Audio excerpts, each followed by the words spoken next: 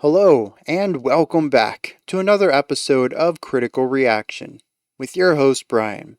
We're going to continue on with this week's theme of whatever. I had a last minute scheduling change, and I just asked my patrons to tell me whatever they wanted me to check out.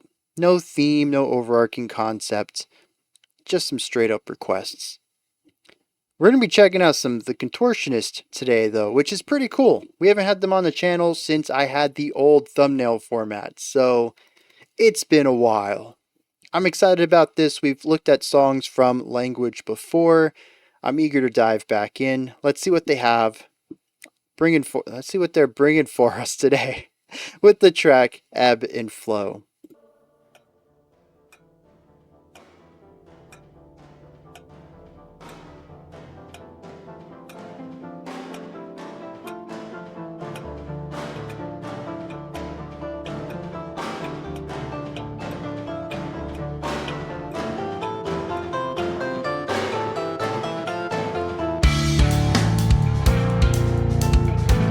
Yeah, real strong polyrhythms.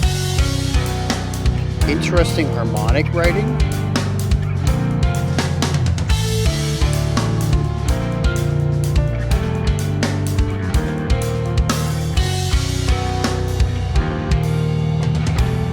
Where are y'all going with this? Oh, you're pushing that time hard.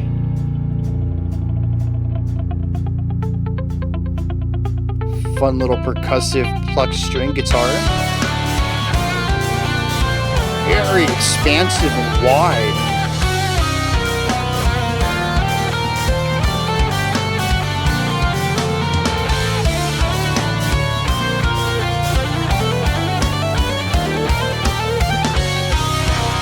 Oh, the drummer kept the rhythm going too.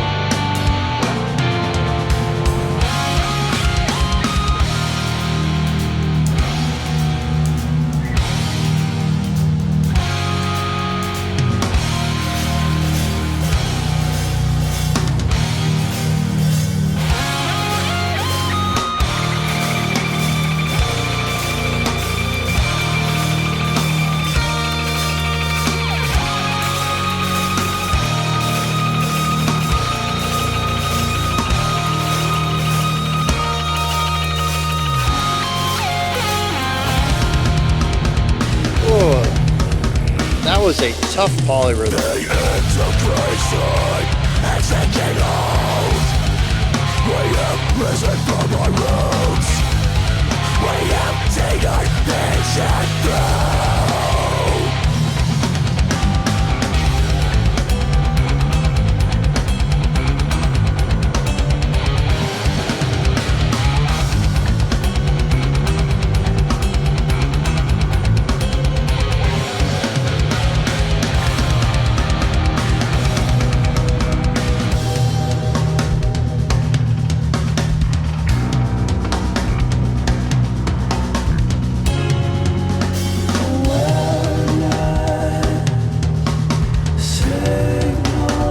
The production on the drums, it feels like there's so much moving on just this simple drum pattern. Well, it's not a simple drum pattern, but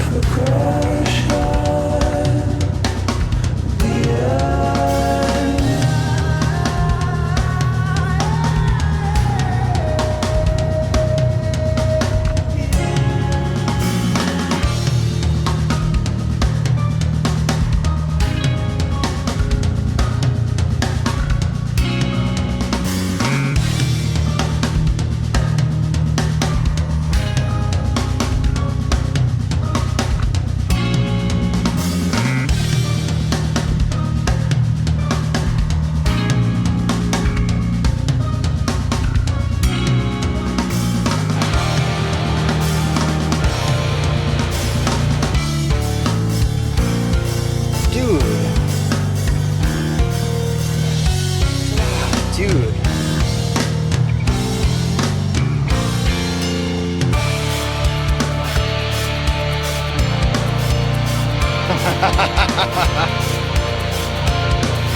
The opening of the hi-hat and the pattern that creates, solid.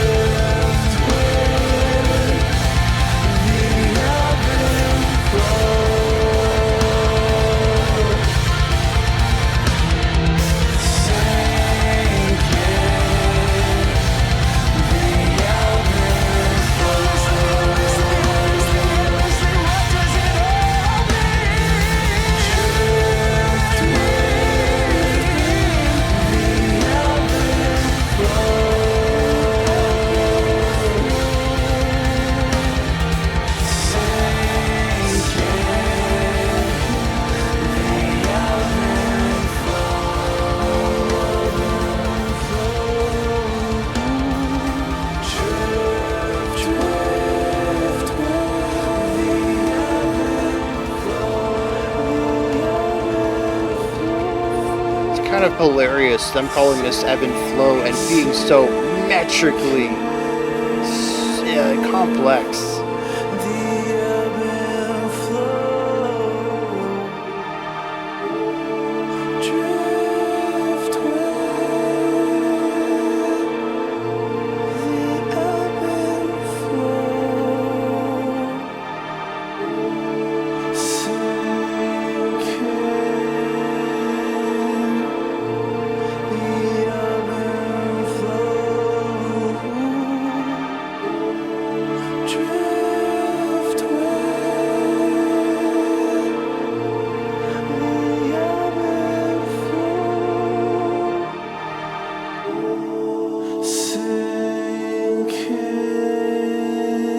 Beautiful ending too.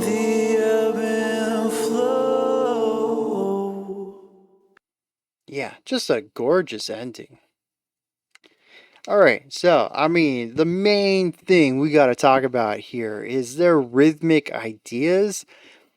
Again, I think it's hilarious they call it ebb and flow, which is generally what I use to describe the movement of an idea or a song or sections. It's the give and take, it's the fluidity of it.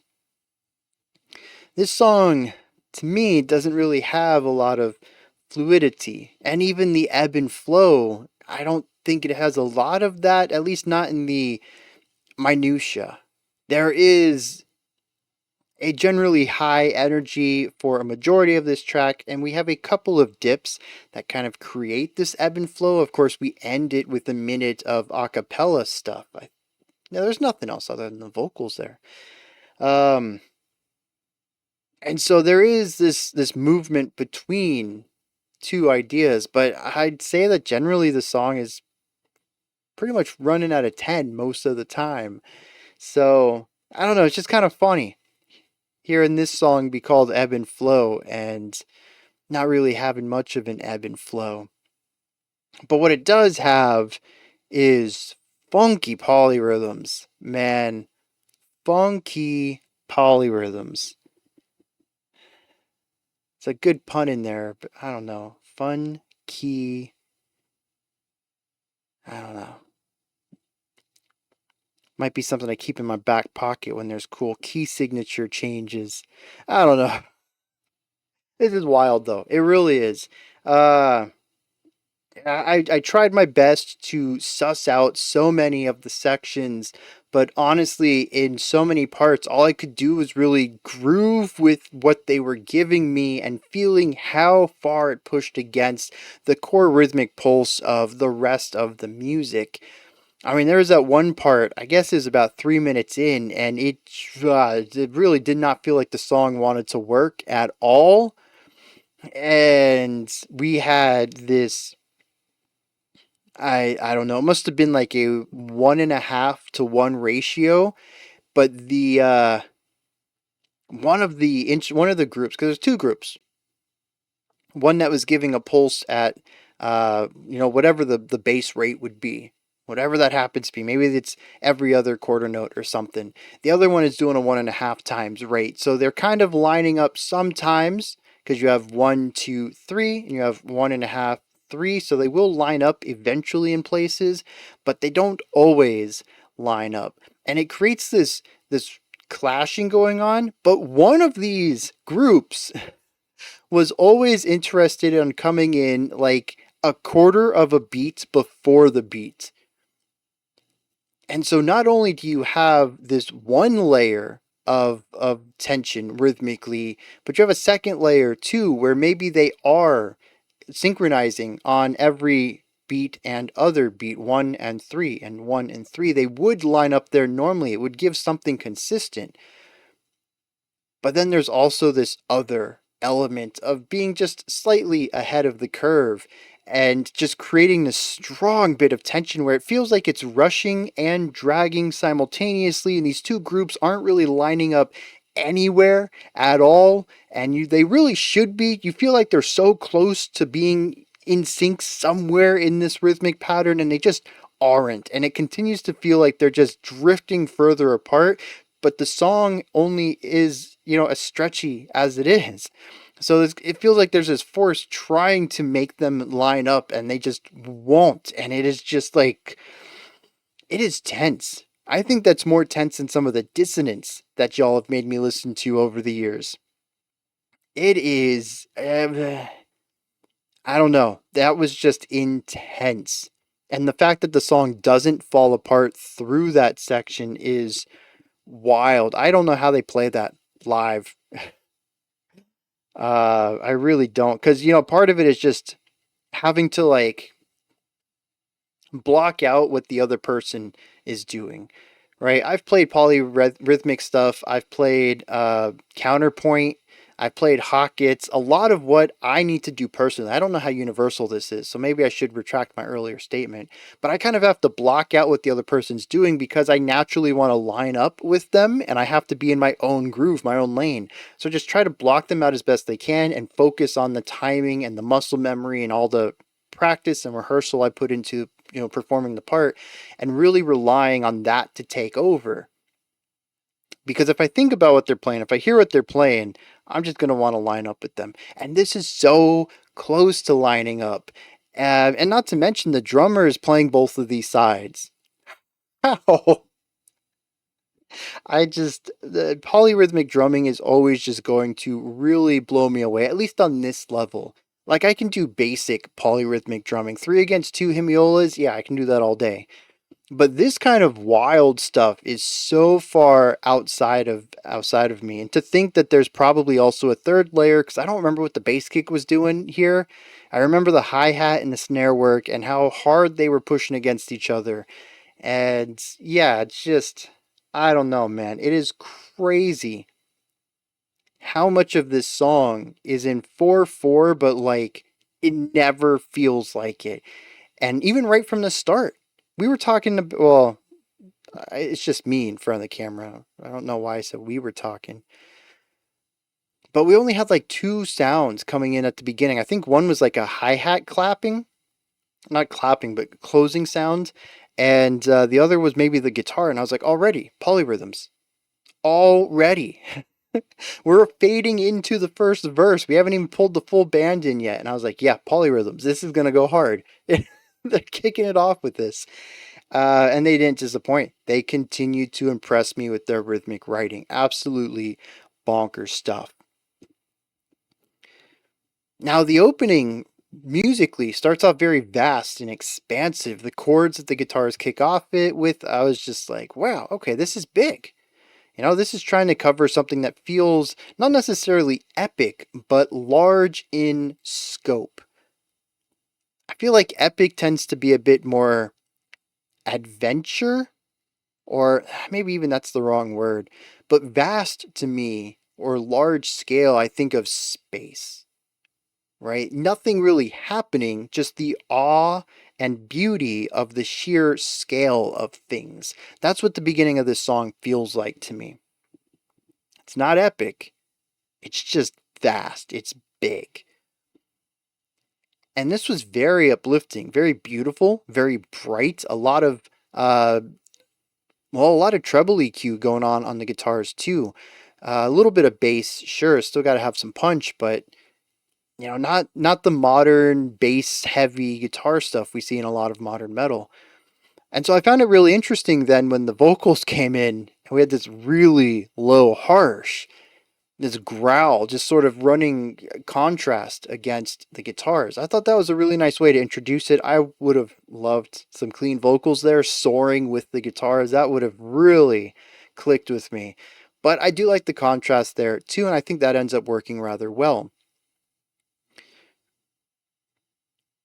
We go through a series of sections that are more of this wild polyrhythms, slick guitar playing, progressive riffs, and heavy growls.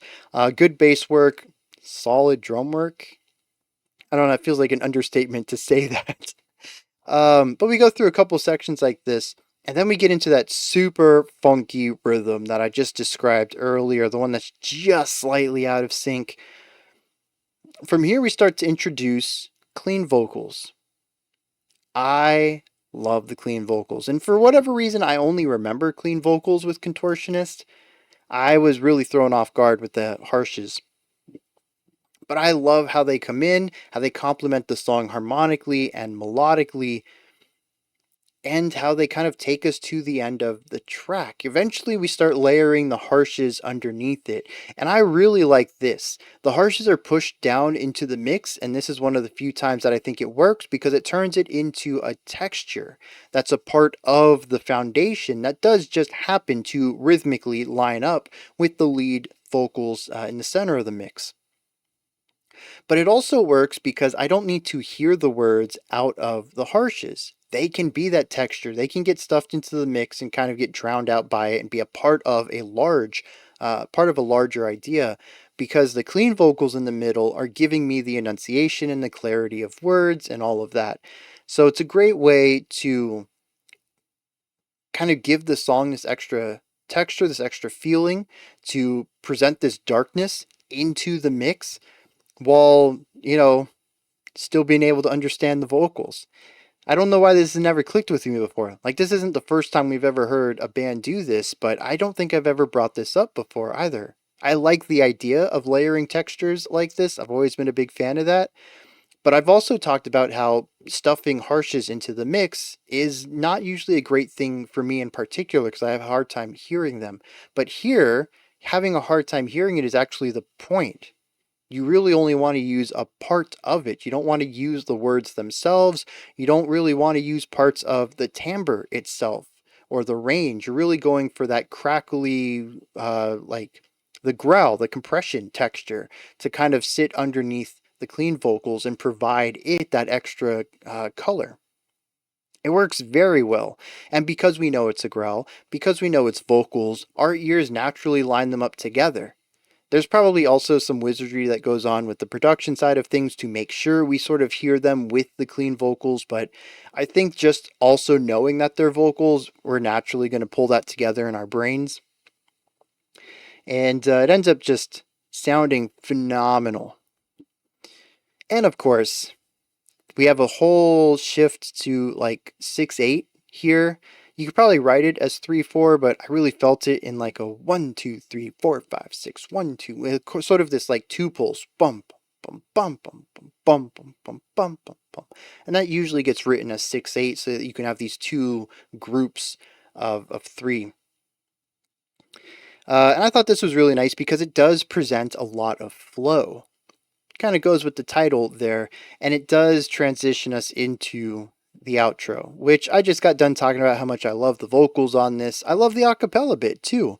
I don't know if this is the same vocalist creating the chordal stack in the backgrounds, but it sounds great. It sounds like there's more than one vocalist back there, but I don't know how many it would be.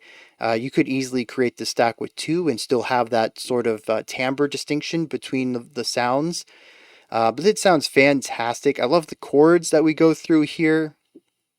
It's interesting because it captures a little bit of that vast expansiveness that we saw earlier in the track towards the beginning, but it also brings a little bit of dreariness to it. Um, I don't know what that's supposed to represent, but it does sort of end on a bit more of a somber tone. And it's interesting to kind of hear the song that feels so energetic and powerful throughout end on this low area of just acoustic instrumentation exclusively. I love it. I'm going to look at some lyrics for this. I'm going to see what's going on there, and then we're going to wrap this one up. There's not a lot to this. In fact, once the clean vocals come in, that's our chorus. It says, drift with the ebb and flow, sink in the ebb and flow, endlessly. What does it all mean?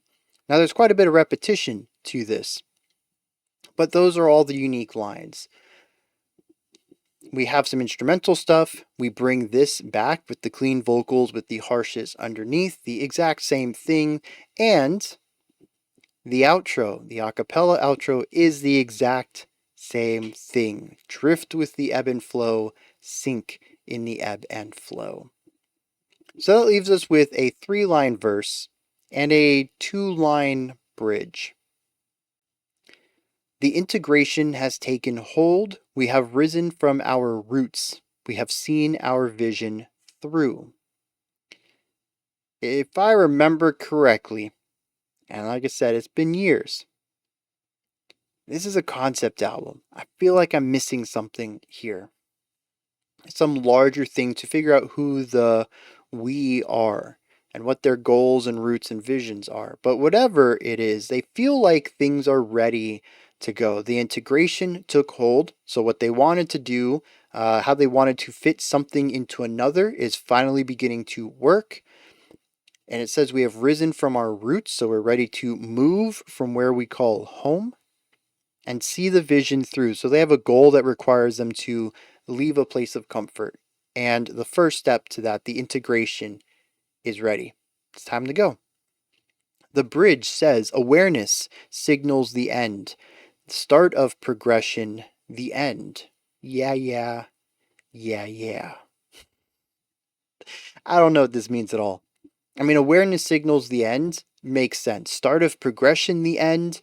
That one makes a little less sense, but again, what is the end? How can being aware of it or being aware of life in general? I mean, awareness could just be consciousness too.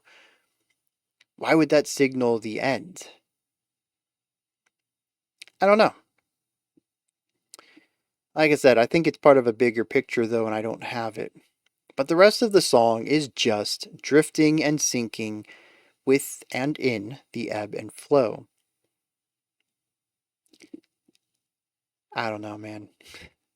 I feel like I'm missing a lot of information here. I'm trying to figure out what two sentences mean based off of five others.